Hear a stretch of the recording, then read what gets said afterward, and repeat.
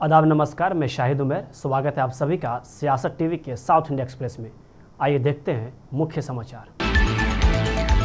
भाजपा महिला मोर्चा की प्रदेश अध्यक्ष डॉक्टर शिल्पा रेड्डी ने सत्ता में आने के 7 महीने बाद भी महिलाओं से किए गए अपने चुनावी वादों को पूरा करने में विफल रहने के लिए कांग्रेस के नेतृत्व वाली राज्य सरकार की आलोचना की। रविवार को मीडिया को संबोधित करते हुए उन्होंने कहा कि कांग्रेस पार्टी के खोखले वादे और अधूरे आश्वासन तेलंगाना महिलाओं के प्रति उसकी प्रतिबद्धता और ईमानदारी को उजागर करते हैं।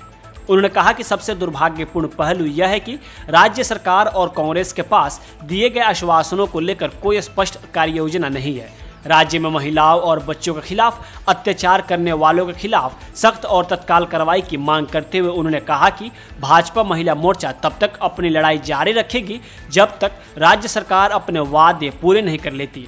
उन्होंने कहा कि उसी के तहत महिला मोर्चा राज्य सरकार की विफलताओं को उजागर करने के लिए 9 जुलाई को विरोध प्रदर्शन आयोजित करेगी। तेलंगाना के मुख्यमंत्री रेवंत रेड्डी ने आज अविभाजित आंध्र प्रदेश के पूर्व मुख्यमंत्री वाईएस राजशेखर रेड्डी को उनकी 75वीं जयंती पर श्रद्धांजलि दी और याद किया कि दिवंगत नेता राहुल गांधी को देश के प्रधानमंत्री के रूप में देखना चाहते थे। रेवंत रेड्डी ने कहा कि आइए राहुल गांधी को पीएम बनाने का संकल्प लें। जो लोग राहुल गांधी को प्रधानमंत्री बनाने और उसके लिए काम करने का संकल्प लेते हैं वे राजशेखर रेड्डी के सच्चे उत्तराधिकारी हैं। उन्होंने कहा कि जो लोग इसके खिलाफ काम करते हैं वे दिवंगत नेता के खिलाफ हैं। वो राजशेखर रेड्डी की जयंती के अवसर पर गांधी भवन में आयोजित एक कार्यक्रम में बोल रहे थे। इससे पहले रेवंत रेड्डी, डिप्टी सीएम मल्लू भट्टी विक्रमार्क और पार्टी के अन्य नेताओं ने यहां पंजागुट्टा में राजशेखर रेड्डी की प्रतिमा पर श्रद्धांजलि अर्पित की। सीएम ने यहां सरकार के महात्मा ज्योतिबा फुले प्रजा भवन में वाईएसआर के नाम से मशहूर राजशेखर रेड्डी के जीवन पर एक फोटो प्रदर्शनी का भी दौरा किया। बड़ी संख्या में डीएससी नौकरी के इच्छुक छात्रों के साथ छात्र संगठन के कई सदस्यों को आज उस समय हिरासत में ले लिया गया जब उन्होंने सैफाबाद में आयुक्त और निदेशक स्कूल शिक्षा कार्यालय पर विरोध प्रदर्शन करने की कोशिश की। सुबह 11 बजे विरोध प्रदर्शन के आह्वान के बाद सैकड़ों डीएससी अभ्यर्थी और छात्र संगठन सैफाबाद में स्कूल शिक्षा कार्यालय के पास एकत्रित हुए और अधिकारियों से भर्ती परीक्षा को 3 महीने के लिए स्थगित करने की मांग की। जैसे ही प्रदर्शनकारी सड़क पर बैठ गए, पुलिस हरकत में आ गई और उन्हें एहतियातन हिरासत में ले लिया। पुलिस ने उन्हें गोशामहल पुलिस स्टेडियम में ट्रांसफर कर दिया।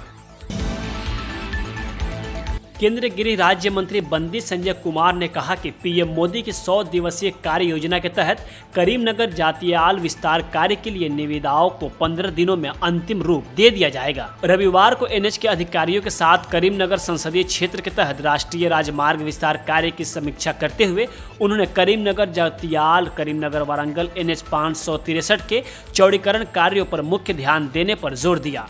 करीमनगर में अपने कार्यालय में बैठक के दौरान उन्होंने करीमनगर वारंगल एनएच कार्य में हुई प्रगति, इसके रास्ते में आने वाली बाधाओं और पूरा होने की अपेक्षित समय सीमा के बारे में जानकारी ली।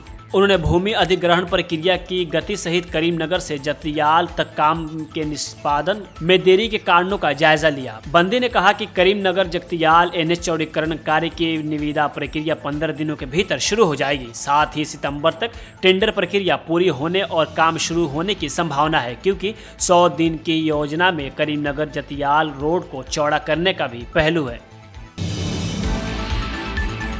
यह आरोप लगाते हुए कि कांग्रेस शासन में राज्य में सरकारी शिक्षा की उपेक्षा की जा रही है, पूर्व मंत्री टी हरीश राव ने रविवार को मुख्यमंत्री रेवंत रेड्डी को स्कूली शिक्षा में सुधार के लिए कदम उठाने और मुद्दों को हल करने के लिए पत्र लिखा। बीआरएस नेता ने कहा कि तेलंगाना के गठन के बाद केसीआर ने शिक्षा प्रणाली को मजबूत करने के लिए कई कदम उठाए। राव ने कहा कि केसीआर ने स्कूली शिक्षा से लेकर उच्च शिक्षा तक सर्वांगीण विकास को प्राथमिकता दी गई है। सत्ता में आई कांग्रेस सरकारी शिक्षा व्यवस्था की घोर उपेक्षा कर रही है।